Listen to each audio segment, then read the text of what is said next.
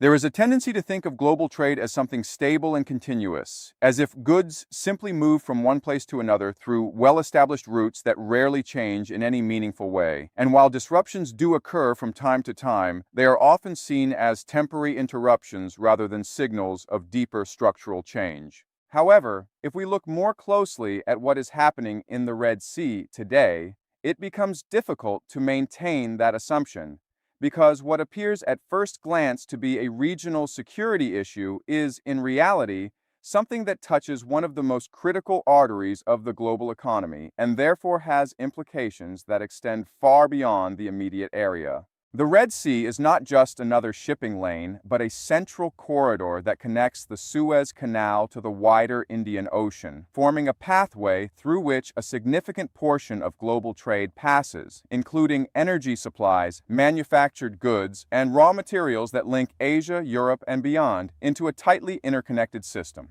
When this corridor becomes unstable, even temporarily, the effects are not isolated because modern supply chains are built on efficiency, timing, and predictability, meaning that even small disruptions can ripple outward, creating delays, increasing costs, and forcing companies and governments to adjust in ways that are not always immediately visible. What makes the current situation particularly significant is not simply that attacks on shipping have increased risk, but that they introduce uncertainty into a system that depends heavily on reliability. And once reliability begins to weaken, the entire structure of global trade starts to shift in response. This raises an important question, which is not simply about whether the Red Sea will stabilize in the short term, but about whether this disruption is revealing something deeper about how global trade is evolving in a world that is becoming more fragmented and less predictable. Because if key trade routes can no longer be taken for granted, then the logic that has guided globalization for decades may begin to change in ways that are both gradual and far-reaching.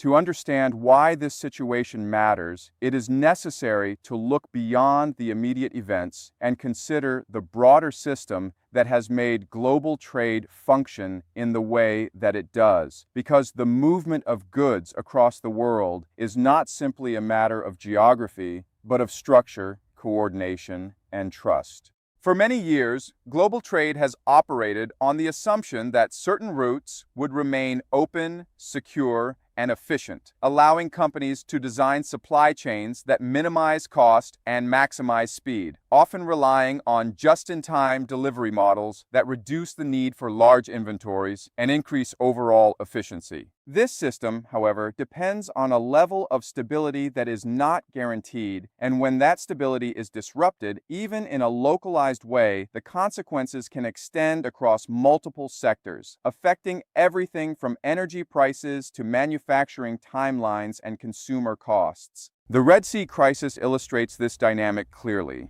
because it is not just about the immediate threat to ships, but about how that threat forces a reevaluation of risk, leading shipping companies to reroute vessels, increase insurance costs, and reconsider how they move goods across regions. When ships are diverted around the Cape of Good Hope instead of passing through the Suez Canal, the journey becomes significantly longer, which increases fuel consumption, delays delivery times, and creates bottlenecks that affect ports and logistics networks around the world. But what is more important is that these adjustments are not purely temporary, because once companies begin to restructure their supply chains in response to uncertainty, those changes can persist even after the original disruption has subsided. If we look at this more closely, we begin to see that the crisis is not just disrupting trade, but reshaping it, because it challenges the assumption that efficiency should always take precedence over resilience, and in doing so, it pushes companies and governments to consider alternative strategies that prioritize flexibility and security over speed.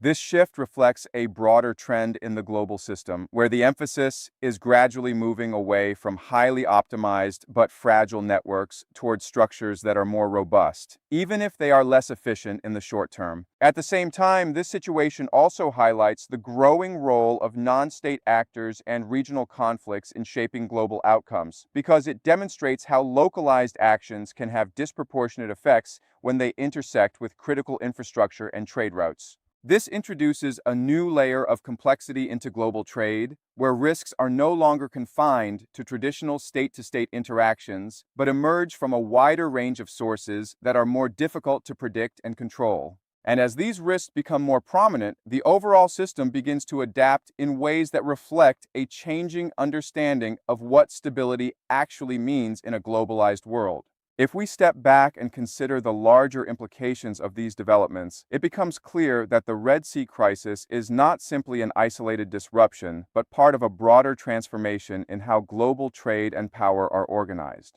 For much of the past few decades, globalization has been driven by the assumption that the world was becoming more interconnected, more efficient, and, to some extent, more stable, as economic interdependence created incentives for cooperation and reduced the likelihood of sustained disruption. However, what we are beginning to see is a shift away from that model toward a system that is more fragmented, more cautious, and more aware of its own vulnerabilities, where efficiency is balanced against the need for resilience, and where strategic considerations play a larger role in economic decision-making. This does not mean that globalization is ending, but it does suggest that it is changing in important ways, as countries and companies adjust to a world in which key routes and systems can no longer be assumed to function without interruption. In this context, the Red Sea becomes more than just a geographic location. It becomes a symbol of a larger shift in the global system,